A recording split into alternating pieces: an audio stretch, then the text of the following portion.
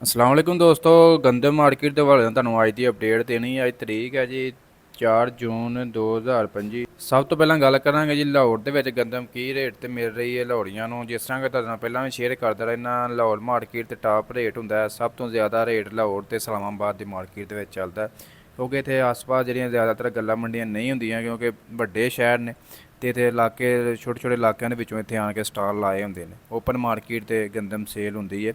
ਤੇ ਅਸੀਂ ਲਾਹੌਰ ਦੀ ਗੱਲ ਕਰਾਂਗੇ। ਲਾਹੌਰ ਦੇ ਵਿੱਚ ਫੀ ਮਣ 40 ਕਿਲੋਗ੍ਰਾਮ ਜਿਹੜਾ ਅੱਜ ਦਾ ਰੇਟ ਚੱਲ ਰਿਹਾ ਤਕਰੀਬਨ 2650 ਰੁਪਏ ਤੋਂ ਲੈ ਕੇ 2750 ਰੁਪਏ ਤੱਕ ਜਿਹੜਾ ਫੀ ਮਣ 40 ਕਿਲੋਗ੍ਰਾਮ ਦਾ ਰੇਟ ਮਿਲ ਰਿਹਾ ਲਾਹੌਰੀਆਂ ਨੂੰ।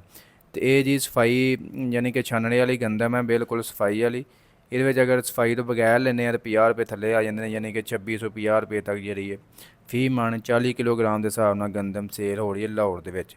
ਇਸ ਤੋਂ ਇਲਾਵਾ ਅਸੀਂ ਓਵਰਆਲ ਮਾਰਕੀਟ ਦੀ ਗੱਲ ਕਰੀਏ ਤਾਂ ਮਾਰਕੀਟ ਤਕਰੀਬਨ ਜਿਹੜੀ ਹੈ ਸਟੇਬਲ ਹੈ, यानी कि ना ही डाउन है ना ही अप जा रही है। फिलहाल मार्केट रुक गई है तकरीबन 2350 रुपये तो लैकर 2450 रुपये तक जी गंदम ओवरऑल गल्ला मंडियां दे विच सेल हो रही है। तो आड़ती खरीद भी इस रेट पर रहे हैं। तो ये फिलहाल अपडेट है। इस तो इलावा मजीद जो ही कोई अपडेट आएगी तुहाडे नाल शेयर करांगे।